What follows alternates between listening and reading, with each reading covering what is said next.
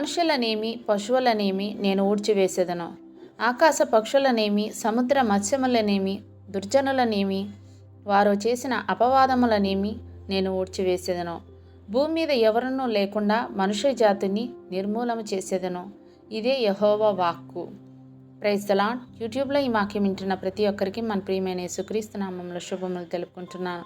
నా ప్రియ సహోదరి సహోదరులారా, ఈరోజు మనం ధ్యానించబోయే అంశము ఊడ్చివేసేదను. ఈ అంశం కొద్దిసేపు ధ్యానించమని దేవుడు నన్ను ప్రేరేపించారు. అయితే వాక్యం మీ దాకా చేరిందంటే దేవుడు మీరు ఈ వాక్యం వినాలని కోరుకుంటున్నాడు కనుక ఎక్కడా స్కిప్ చేయకుండా పూర్తిగా వినండి. వాక్యం మీకు నచ్చినట్లయితే తప్పకుండా లైక్ చేయండి, షేర్ చేయండి, సబ్స్క్రైబ్ చేయండి, కామెంట్ చేయండి. మీ కామెంట్స్ నేను చదువుతాను. అందరం కలిసి దేవుని రాజ్య వ్యాప్తి కోసం కష్టపడదాం. సమస్త మహిమ దేవునికే కలుగును గాక. ఆమేన్. ఇక వాక్యంలోకి వెళ్ళిపోదాం. జెఫన్యా గ్రంథము 1వ అధ్యాయం 3వ వచనం మనం చూసినట్లయితే, మనుష్యులనేమి పశువులనేమి నేను ఊడ్చివేసేదను. ఆకాశ పక్షులనేమి సముద్ర మత్స్యములనేమి దుర్జనులనేమి వారు చేసిన అపవాదములనేమి నేను ఊడ్చివేసేదను. భూమి మీద ఎవరునూ లేకుండా మనుష్య జాతిని నిర్మూలం చేసేదను. ఇదే యెహోవా వాక్కు అంటూ లేఖనం సెలవిస్తుంది. ప్రతిరోజు నిద్ర లేవగానే ప్రతి ఇంట్లో ఊడ్చే కార్యక్రమం ఉంటుంది. ఇంట్లో పనికిరాని చెత్తంతా తీసి డస్ట్బిన్లో పడేస్తారు. ఎంత ఖరీదైందైనా సరే పనికిరాని వాటిని ఇంట్లో ఉంచుకోరు. ఇంట్లో ఏ పని పాట చేయకుండా ఇంటికి ఏమాత్రం ఉపయోగపడని మనుషులనైనా సరే ఇంట్లో ఉంచుకోవడం చాలా భారంగా అనిపిస్తుంది. ఈ సృష్టి మొత్తాన్ని దేవుడు 6 రోజుల్లో పూర్తి చేశాడు. దేవుడు చేసిన ప్రతిదీ ఆయనకు చాలా మంచిదిగా కనపడింది. 6వ రోజు మనిషిని చేయడంతో సృష్టిని ముగించాడు. అయితే దేవుడు తన పోలిక చొప్పున తన స్వరూపంతో తన కోసం సృజించుకున్న మనుషులను బట్టి దేవుడు ఏమాత్రం సంతోషంగా లేడు.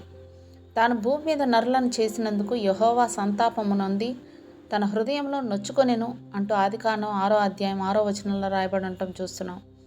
తాను సృష్టించిన సృష్టి మొత్తం కేవలం మనిషి కోసమే చేసి ఈ సృష్టి మొత్తం మీద మనిషికి అధికారం ఇస్తే కృతజ్ఞత లేని మనిషి తిన్నింటి వాసాలు లెక్క పెట్టినట్టు దేవుని మీదనే తిరుగుబాటు చేసి కృతజ్ఞుడయ్యాడు.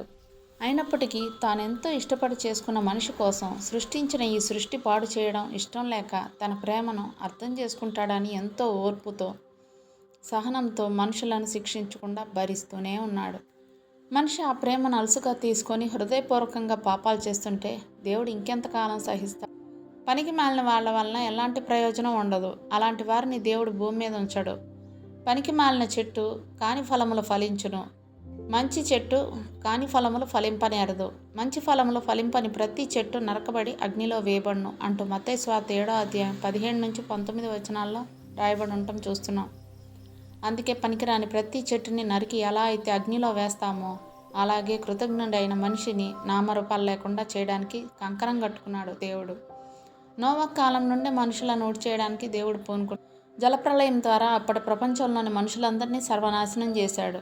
అప్పటి నుండి దేవునికి ఉపయోగపడకుండా తాను చెడిపోతూ ఇతరులను చెడగొట్టే పనికిమాలిన చెత్త లాంటి మనుషులను ఊడ్చి శ్మశానాల్లో పడేస్తున్నాడు.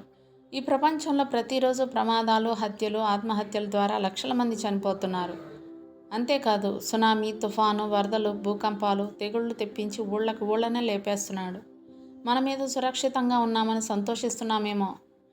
మనం మారడానికి దేవుడు మనకిచ్చిన సమయం దాటిపోతే దేవుడు ఊడ్చిపారేసే చెత్తలో మనం కూడా ఉంటాం. గమనించండి.